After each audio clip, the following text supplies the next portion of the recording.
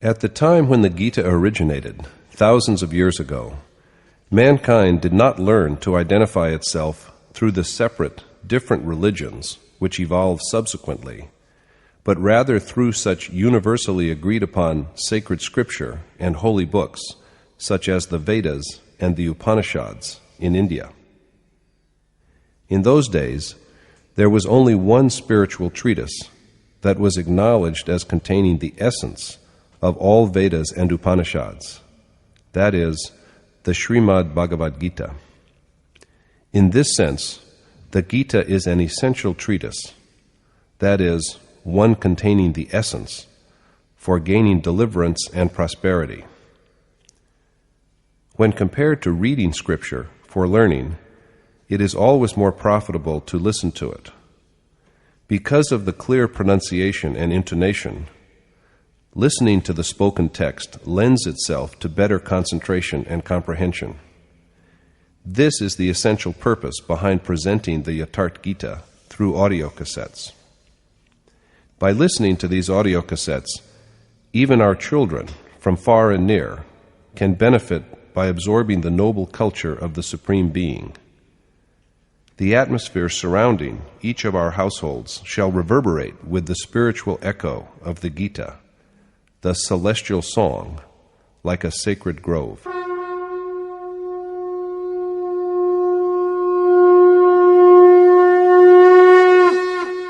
Om Shri Paramatmane Namaha. Yatharth Gita, Srimad Bhagavad Gita. Chapter 7. Immaculate Knowledge.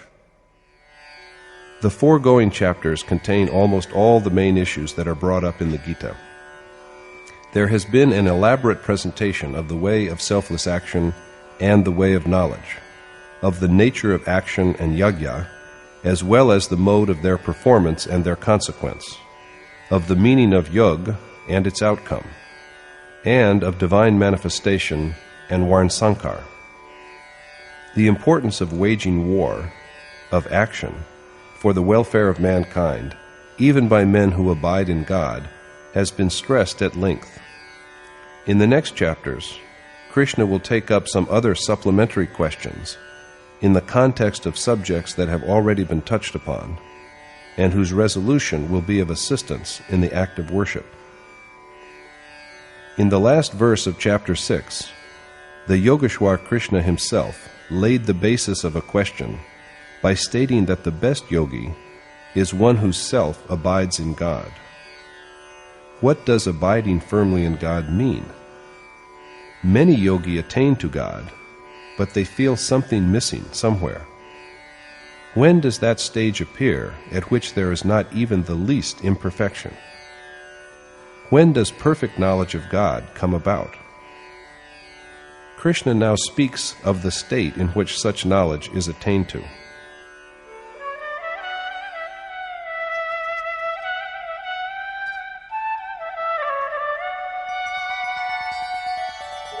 Mayyasaktamana partha yogam yunjanmadashrayah asaushayam samagram mam yatha gyasyasi tachrinu. The Lord said, "Listen, O Part, to how by taking refuge in me and practicing yoga with devotion, you shall know me beyond any doubt as the all-perfect soul in all beings." The essential precondition of this complete awareness of God should be carefully noted. If Arjuna wishes to have such knowledge, he has to practice yoga with devotion and by casting himself at God's mercy. But there are several other aspects of the problem which Krishna is going to dwell upon, and he tells Arjuna to listen carefully to him so that all his doubts are resolved. The importance of perfect knowledge of the many glories of God is stressed again.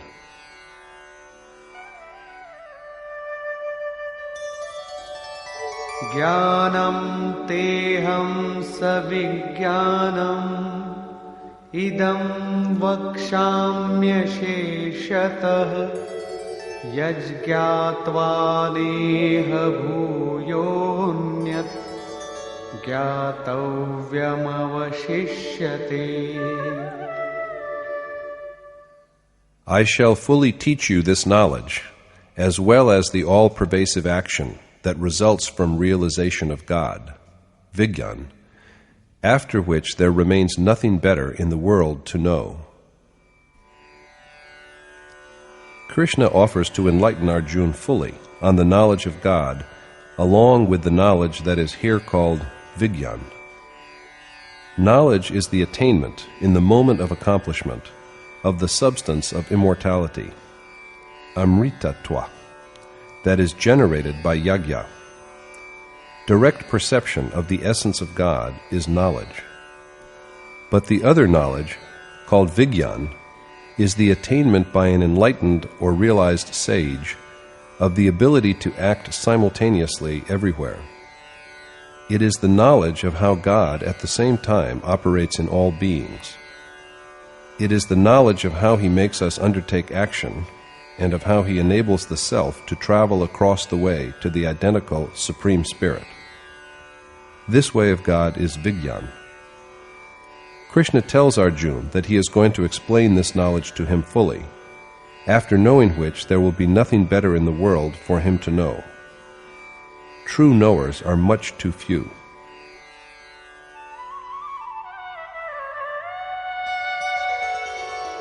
Manushyanam sahasreshu kaschidyatati siddhaye yatataamapi siddhanam kaschinmam vetti tatvatah.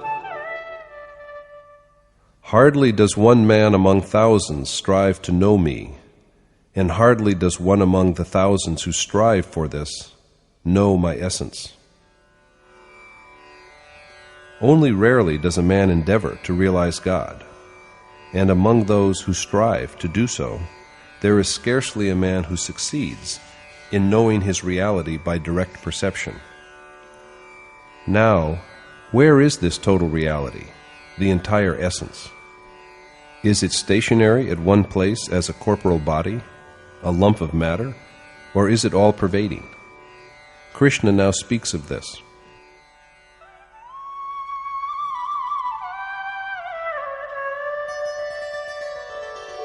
Bhumirapo nalo vayu kham mano buddhireva cha ahankara iti yam me bhinna prakritirashtadha.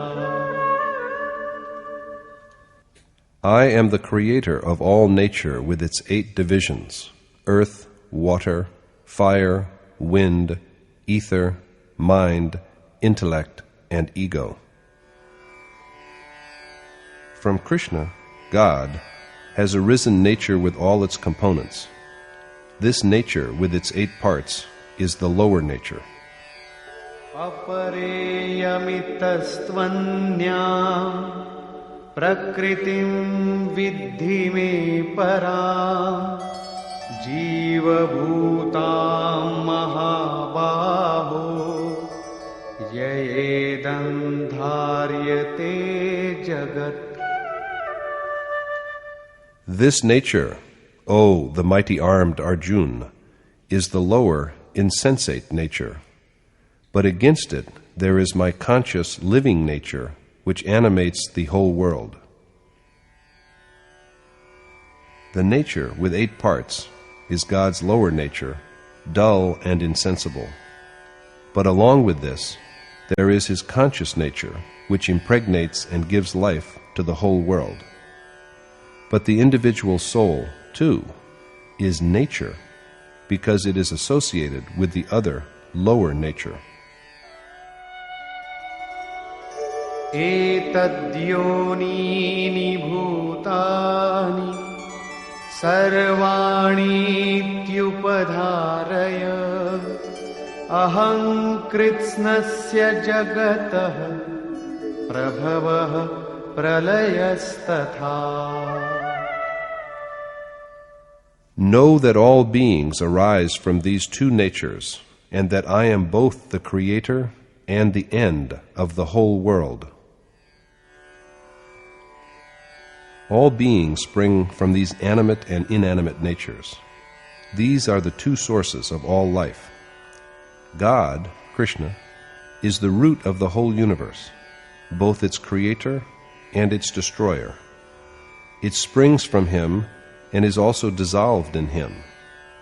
He is the spring of nature as long as it exists, but he is also the power that dissolves nature after a realized sage has overcome its limitations.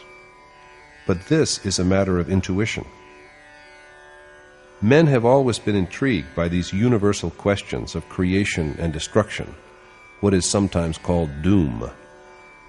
Almost all holy books of the world have attempted to explain these phenomena in one way or another.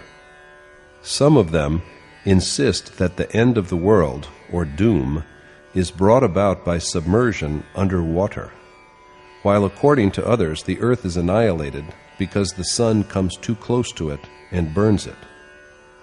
Some call the event the day of final judgment, the day on which God judges all beings, while others explain away the idea of doom as a recurrent feature or as dependent on a specific cause. According to Krishna, however, nature is without beginning and end. Changes there have been, but it has never been completely destroyed.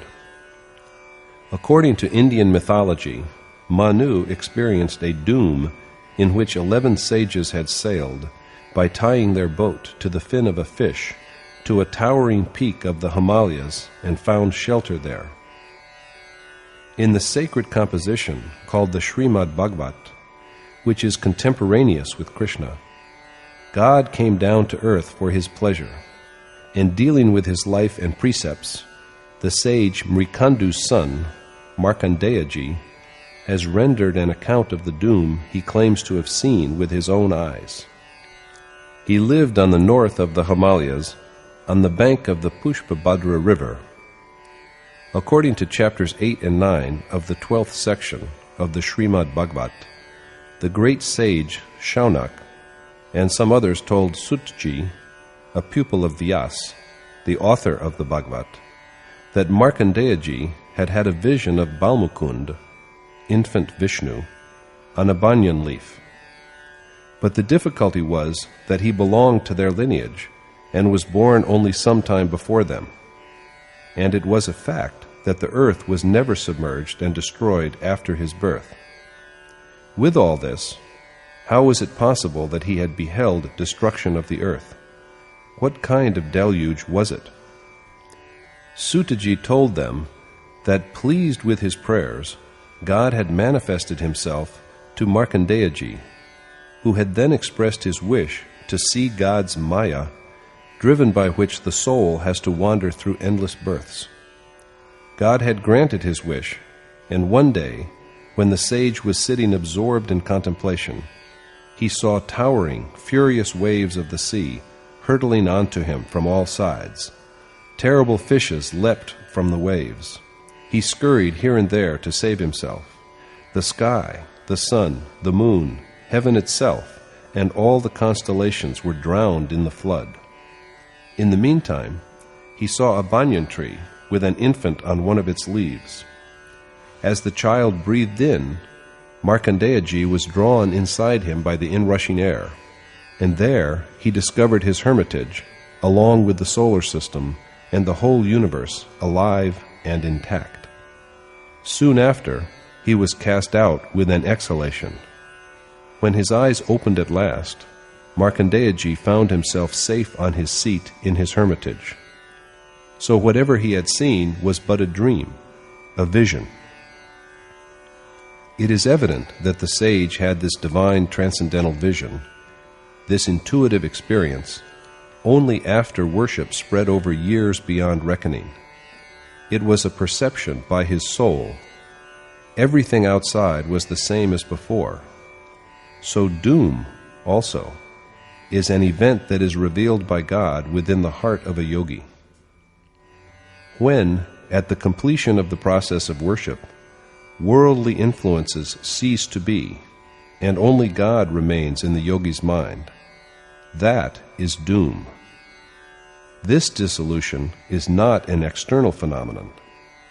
Final doom, or dissolution, is the inexpressible state of the total identity of soul with God, while the body yet exists. This is something that can be felt through action alone. Whether it is you or me, we are victims of delusion if we judge by the mind alone. This is what we are now told.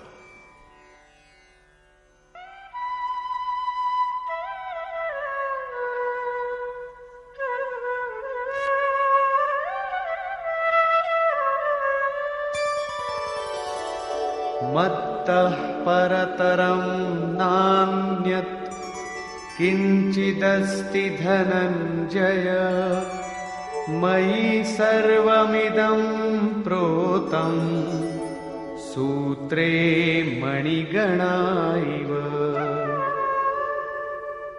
There is, O Dhananjay, not even one object other than me, and the whole world is linked up with me like the pearls of a necklace. There is absolutely nothing else except God, and the whole world is tied up with Him. But it is possible to know this only when, as it was said in the first verse of the chapter, one engages in yoga with total resignation to God, and never before this. Participation in yoga is an indispensable necessity.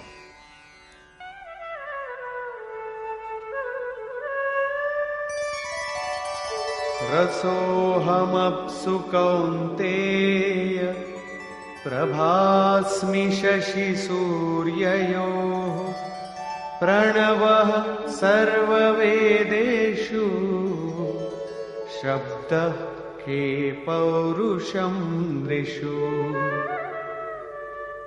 O Arjun, I am that which makes water liquescent, the radiance in the sun and the moon, the sacred syllable Om, the words echo, Shabda, in the ether, and I am also the manliness in men.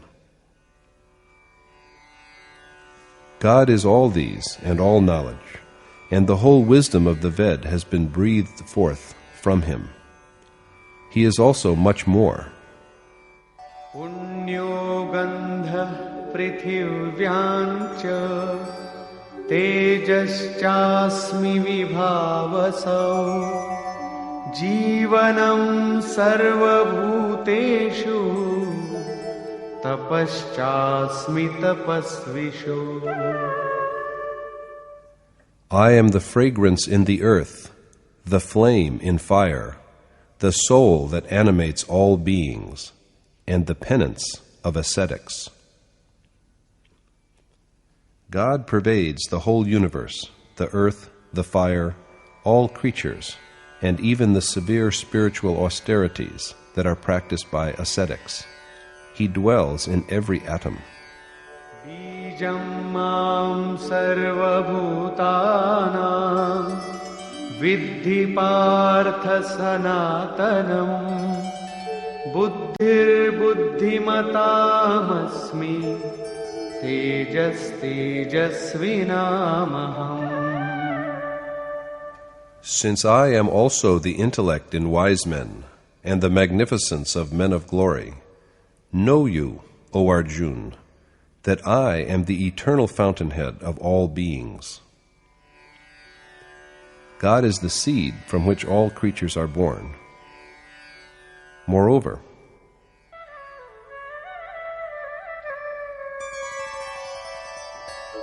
balam balavatam chaham kamaraga vivarjitam dharma viruddho bhuteshu kamosmi bharatarshabha. I am, O the best of Bharat, the selfless power of the strong, and I too am the aspiration for realization in all beings that is never hostile to God. God is the righteous aspiration of the mighty, and also their strength which is free from all desire. Doesn't everyone in the world wish to be strong?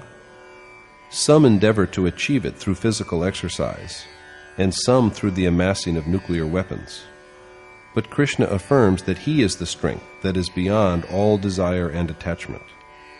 This is true strength. He is also in all beings the aspiration that is propitious for Dharma. God alone is the real Dharma. The immortal soul that holds all within himself is Dharma. And God is also that craving which is not inimical to Dharma. Krishna had prompted Arjuna earlier to aspire to the realization of God. All desires are forbidden, but yearning for the attainment of God is essential, because we cannot be inclined to worship in its absence. This hunger for God is also a gift from Krishna.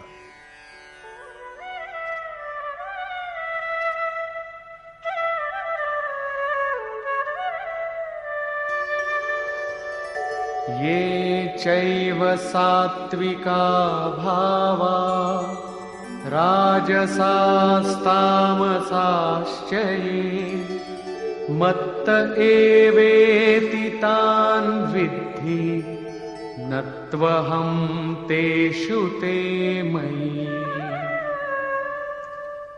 And know that although all the properties of nature, tamas, rajas, and sattva, have arisen from me, they neither dwell in me nor do I dwell in them. All the properties of nature, ignorance, passion, and virtue, are born from God. Yet, however, he is not in them, and they are not in him. He is not absorbed in them, and they cannot enter into him, because he is unattached to and unsullied by them. He has to gain nothing from nature or its properties, and so they cannot taint him. Despite this, however, as the body's hunger and thirst are caused by the soul, and yet the soul is wholly unconcerned with food and water, even so, although nature arises from God, he is untouched by its properties and activities.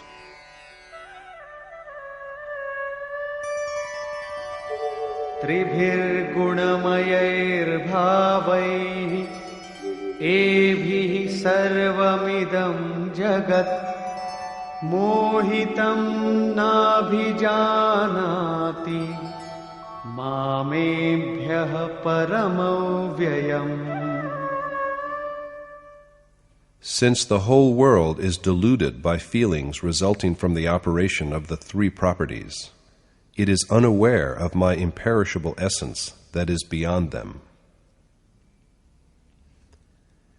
Blinded by feelings associated with the operation of tamas, rajas, and sattva, men fail to perceive the indestructible and the one reality that is God, quite beyond the properties of nature. So he cannot be known if there is even the slightest trace of these properties. So long as these properties envelop the worshipper's mind, his journey is incomplete. He has still to go along. He is still on the way. Daivi yesha gunamayi mama maya duratyaya mameva ye prapadyante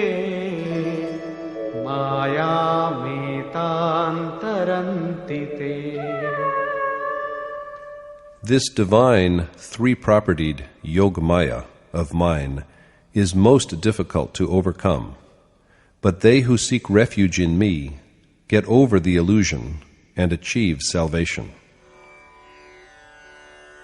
God's celestial Maya, the power from which the empirical universe is evolved, is most difficult to comprehend, but they who are always engaged in the worship of God navigate safely across it.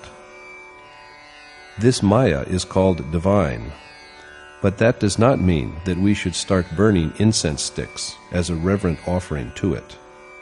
It should never be forgotten that it is something that we have to vanquish and get across. Namam dushkritino mudhaah prapadyante naradhamaah mayaya parhitagyana asuram bhavamashritaah. The ignorant and unwise are the most despicable of men and doers of wickedness, because, deluded by Maya and having demoniacal qualities, they do not worship me.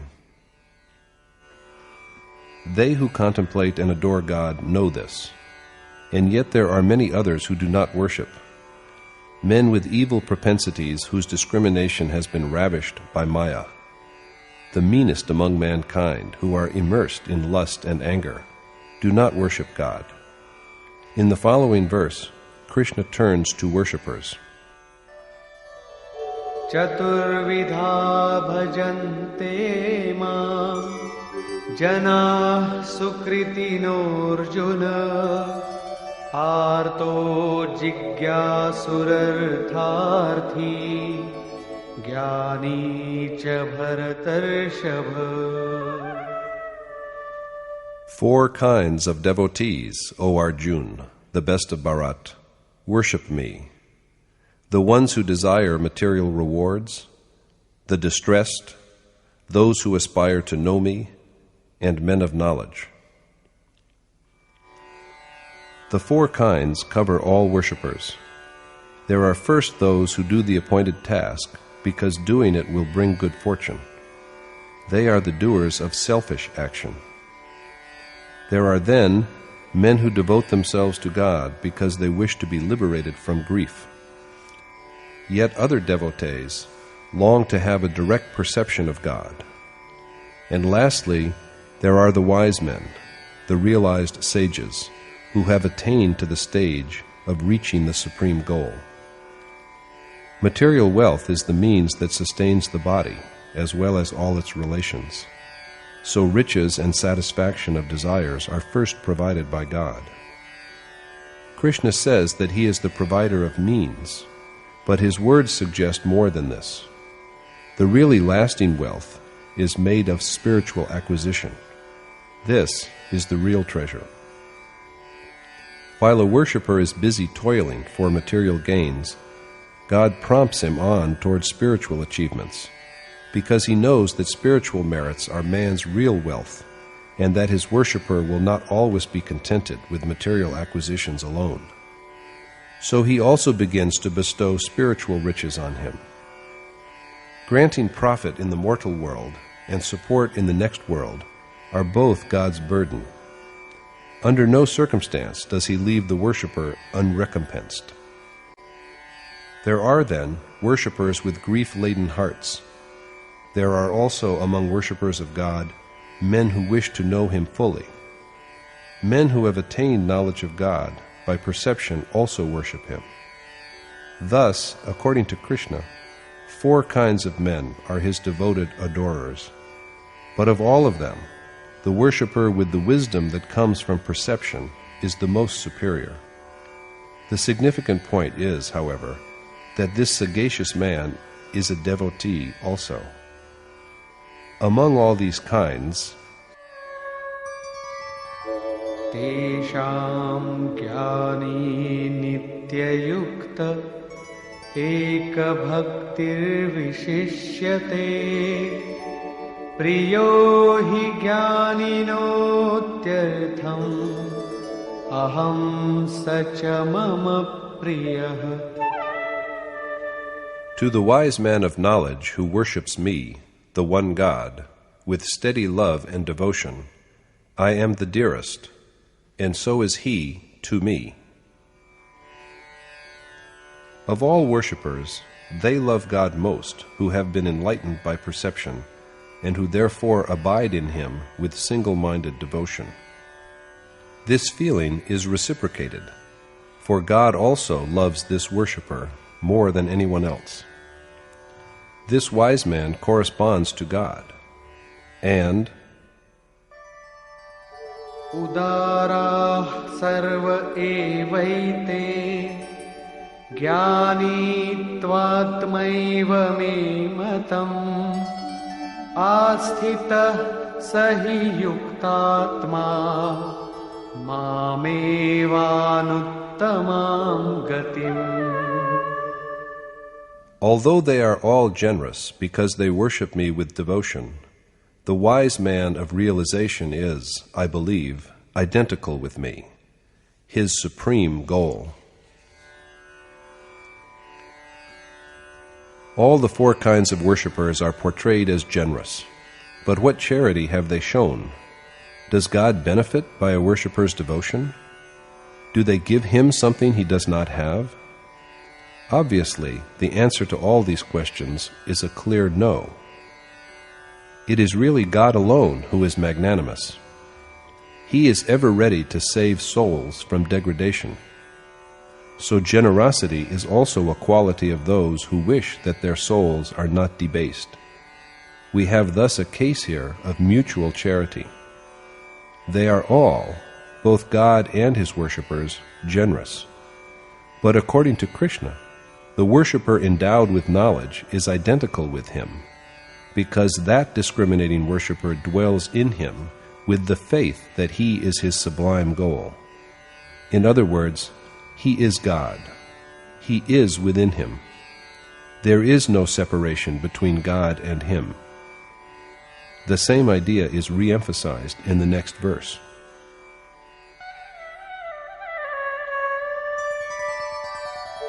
Bahunam janmanamante Jnanavan mam prapadyate Vasudeva sarvamiti Samahatma sudurlabha. That great soul is indeed most rare who worships me with the knowledge, acquired at the end of many births, that I, Vasudeva, am the only reality. The enlightened sage, who is at last blessed with perception after meditating for many births, undertakes divine adoration with the conviction that Krishna is everything. Such a sage is the most rare. He does not worship any external deity called Vasudeva, but rather feels the presence of God within his own self. This is the man with discrimination, whom Krishna also describes as a seer. Only such realized sages can instruct the human society that is outside them. These seers, who have directly perceived reality, are, according to Krishna, the most rare. So all men should worship God, because he is the giver of spiritual glory as well as pleasure. Yet people do not worship him. This paradox is accounted for in the following verse.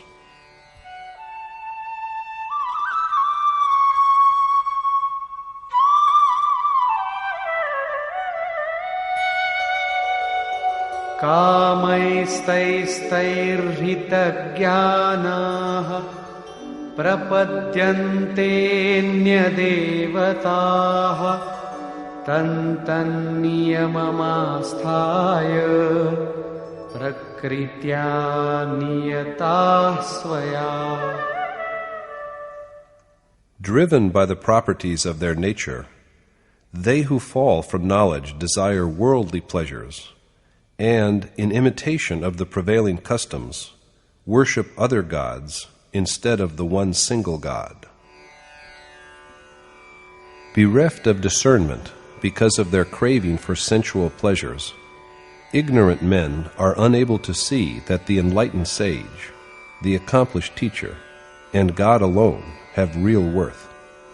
So, urged by their nature, or rather by the merits, sanskar, they have earned and stored through many lives, they resort to current creeds and practices, and devote themselves to the worship of other gods.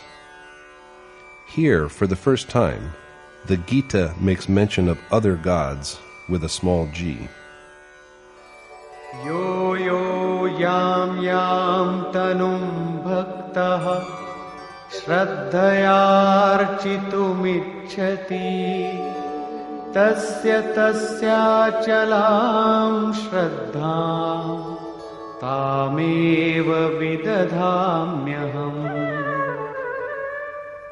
It is I who bestow steadiness on the faith of covetous worshippers according to the nature of the gods they worship.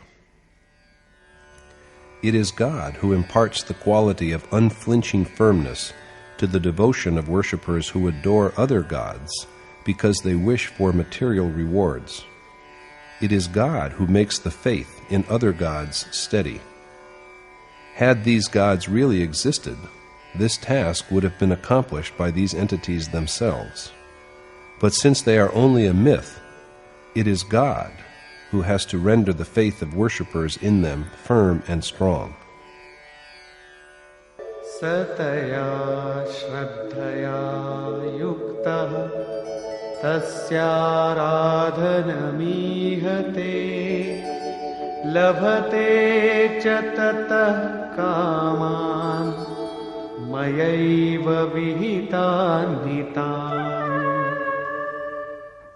Possessing this strengthened faith, the worshipper devotes himself to his chosen deity with devotion, and through this undoubtedly achieves the enjoyment of desired pleasures, which are also appointed by my laws.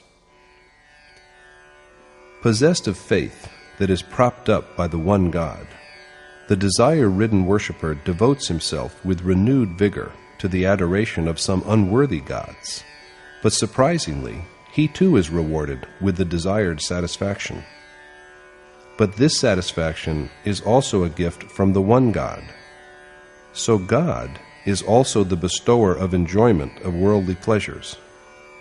Mean pleasure rather than divine bliss is the reward for those who worship other gods for satisfaction of their desires. But in a way, they are rewarded. So there seems apparently nothing wrong with this form of worship. However, this is what Krishna has to say on the issue.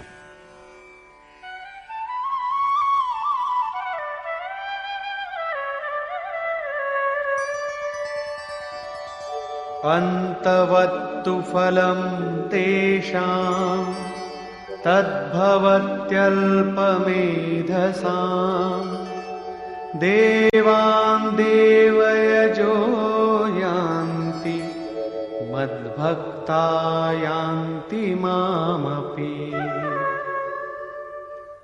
But the rewards of these deluded men are finite, because they only attain to the gods they worship, whereas the man who worships me, howsoever he does it, realizes me.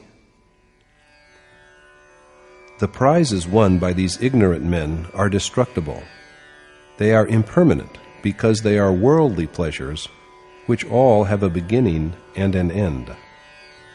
The pleasures that are with us today slip away from us tomorrow. Men who worship other gods acquire powers that are themselves perishable. The whole world, from the level of divinities to that of the lowest creatures, is mutable and subject to death. On the contrary, the man who worships God attains to him, and so to the ineffable peace that descends on the soul after he is united with God.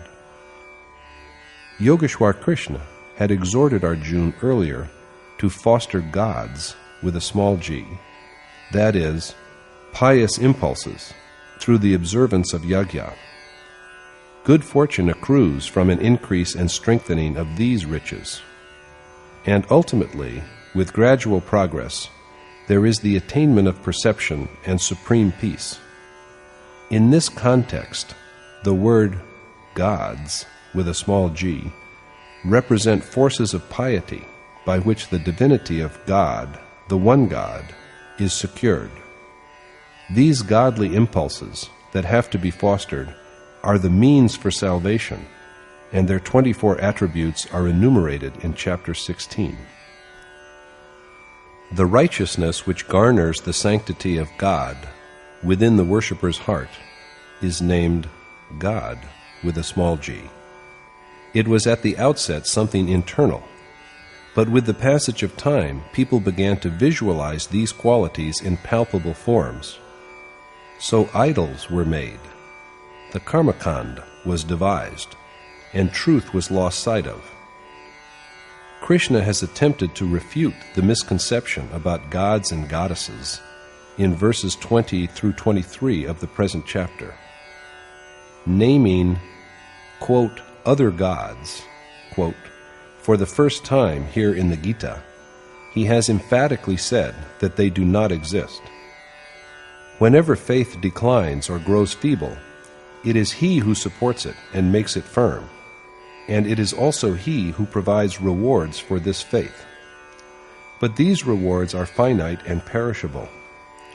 Fruits are destroyed, gods are destroyed, and worshippers of these gods are also destroyed. So only the ignorant who are lacking in discrimination worship other gods.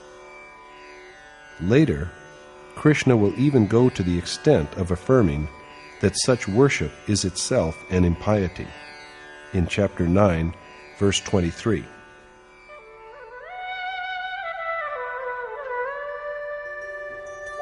Avyaktam vyaktimapannam manyante mama buddhayah param bhavamajananto mamavyayamanutamam.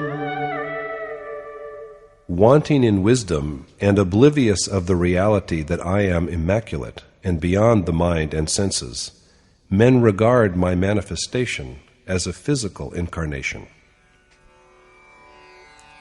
There is nothing like gods, and the rewards too, for their worship are ephemeral. All this notwithstanding, all men are not devoted to God, the one God. This is so because men who are bereft of discernment are, as we have seen in the last verse, only inadequately aware of the one God's perfection and magnificence. It is for this reason that they deem the unmanifest God as assuming a human form. In other words, Krishna was a yogi in the body of a man, verily a Yogeshwar, Lord of Yoga.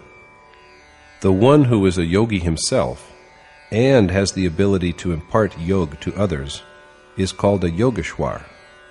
He is an accomplished teacher.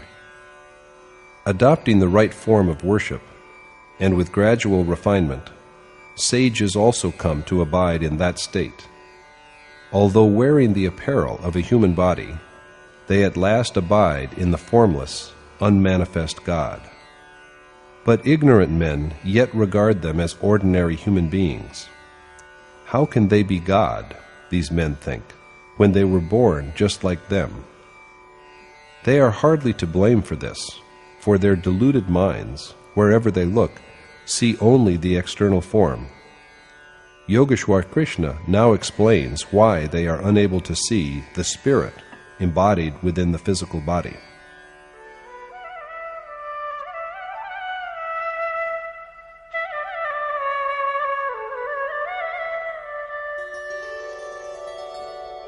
Naham prakasha sarvasya yogamaya samavritah mudhoyam nabhijanati loko mamajamauvyayam. Hidden behind my Yogmaya, I am not perceived by all, and this ignorant man does not know me, the birthless and immutable God. For an ordinary man, Maya, the power by which God evolves the physical universe, is like a thick screen behind which God is completely hidden. Beyond this Yogmaya, or the practice of yoga, there is also another curtain. It is only by a constant and long practice of yoga that the worshipper reaches the culminating point of yoga, where the hidden God is perceived. Yogeshwar Krishna says that he is hidden by his Yog Maya, and only they who have secured Yog can know him. Since he is not manifest to all, the ignorant and unwise man does not know him. The birthless, who is not going to be born again, eternal, who cannot be destroyed, and unmanifest, who is not going to be manifest again. Arjuna initially regarded Krishna as just another mortal, but after he is enlightened and his vision is enlarged, he begins to plead and beg. By and large, it is only too true that we are no better than blind men in the matter of recognizing the unmanifest soul of sages and great men.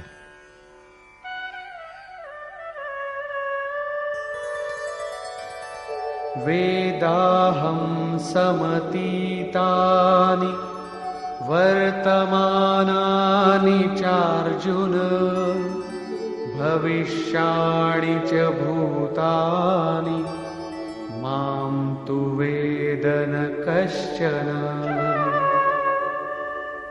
I know, O Arjuna, all beings that have been or will be in the past, present, and future, but no one knows me without true devotion. Why it is so is explained in the next verse. Ichha dvesha samuthena dvandva mohena bharata sarva bhutani sammoham sarge yanti parantapa. All beings in the world fall into ignorance, O Bharat, because of the contradictions of attachment and repugnance, and of happiness and sorrow. All men are victims of delusion because of the endless dualities of material nature, and so fail to know God, Krishna. Does it imply that no one will know him? In Krishna's words,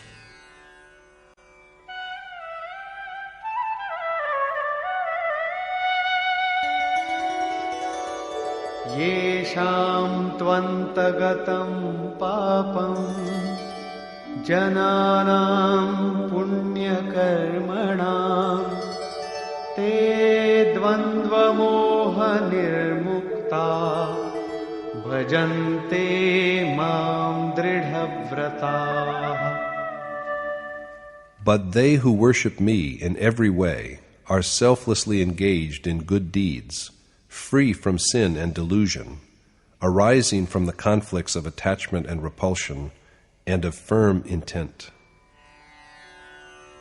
Freed from evil and conflicting passions, the doers of virtuous action, which brings the worldly life of birth and death to a final end, and which has been variously described as worthy action, ordained action, and the deed of yajna, worship and adore him to achieve redemption. Here it is evident beyond any doubt that the way to God realization is according to Krishna only through an accomplished teacher, an enlightened guru. One who performs the ordained task under the guidance of such a mentor acquires mastery of spiritual capacity as well as perfect action. This is also further illustrated in the following verses. Jara marana mokshaya mamashritya yatanti ye te brahma tadvidu kritsnam adhyatmam karma chakhilam. Only they who strive for liberation from the cycle of birth and death by finding shelter under me succeed in knowing God, spiritual wisdom, and all action. Knowledge of God, of the kinship of the individual and universal soul, and of all action prepares a man spiritually to take refuge in God and seek the ultimate liberation. Along with this, साधिभूताधिदैवं मां साधियज्ञं च ये विदुः प्रयाणकालेऽपि च मां ते विदुर्युक्तचेतसः. They who know me as the presiding spirit in all beings, Adibut, and gods, Adidev, and in Yagya, Adhiyagya, and whose minds are fixed on me, know me at the end. Men who know Krishna also know the Supreme Spirit that animates all beings, all gods, and Yagya. They whose minds are absorbed in him know the God in Krishna, dwell in him, and attain to him forever. In verses 26 and 27, Krishna has said that men do not know him because they are ignorant. But they who aspire to be rid of delusion know him along with God, the embodiment of perfection, the identity between him and the individual soul, as well as the material universe, and perfect action. In brief, the immaculate nature of the Spirit that dwells in all beings, gods, and Yagya. The source of all this is a seer, one who has realized the truth, a realized sage, an accomplished teacher. So it is not that this awareness is impossible to acquire, but there is an appointed way by following which alone can a man hope to possess this perfect knowledge. Conclusion. Yogeshwar Krishna has said in this chapter that they who surrender themselves to him and practice selfless action know him perfectly, but hardly one among thousands endeavors to know him, and hardly one among those who try really knows him. The worshipper who has had a direct perception of him knows him not as a corporal body, a clod of earth, but as the all-pervading Spirit. The eightfold nature is his lower, insensate nature, but infusing its depths, there is the Spirit which is his conscious nature. All beings arise from the association of these two natures. Krishna is the root of all creation. It is he who has made both the radiance of light and the valor of men. He is the selfless manliness of the strong, and he too is the sacred aspiration of his devotees. All desires are forbidden, but Arjuna is told to cherish the desire to realize him. The emergence of this one worthwhile craving is also a blessing from him. The desire to be united with God is the only desire that is in tune with the essence of Dharma. Krishna has further said that although he is the creator of the three properties of nature, he is also beyond them. He has attained to the Supreme Spirit and dwells in him. But the deluded who are given to worldly pleasures worship other gods rather than him, although there is no such entity as these gods. But it is he, Krishna, again, who steadies their faith in the stone, water, tree, or whatever else they worship. It is also he who stands behind these objects to reward their worshippers with what they may yearn for, because there is in them, as such, neither any good nor any joy. Ignorant and unwise men do not worship him because, hidden behind his Yog-maya, he appears to them as just an ordinary mortal.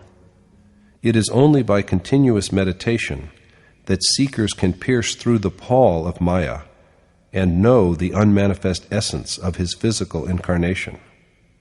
He cannot be known without this. He has 4 kinds of devotees: coveters of rewards, the distressed, men who desire to know him, and men of knowledge. The wise sage, who is at last blessed with perception after practicing meditation over the span of many births, becomes one with Krishna. In other words, it is only by contemplation through a number of lives that God can be attained. But men who are afflicted with attachment and aversion can never know him. On the other hand, they who perform the ordained action, which is worship, in a state of freedom from the delusions of worldly attraction and repulsion, and who are diligently engaged in contemplation to be liberated from mortality, know him perfectly. They know him along with the all-pervasive God, perfect action, adhyatam, atidaiv, and yagya. They dwell in him and remember him at the end, so that they never lose his memory thereafter. The chapter may thus be summed up as a discourse on the perfect knowledge of God, or what we may call immaculate knowledge. Thus concludes the 7th chapter in the Upanishad of Srimad Bhagavad Gita on the knowledge of the Supreme Spirit, the discipline of yoga, and the dialogue between Krishna and Arjuna entitled Samagra Gyan, or Immaculate Knowledge. Thus concludes Swami Adgadanand's exposition of the 7th chapter of the Srimad Bhagavad Gita in Yatharth Gita. Hari Om Tat Sat.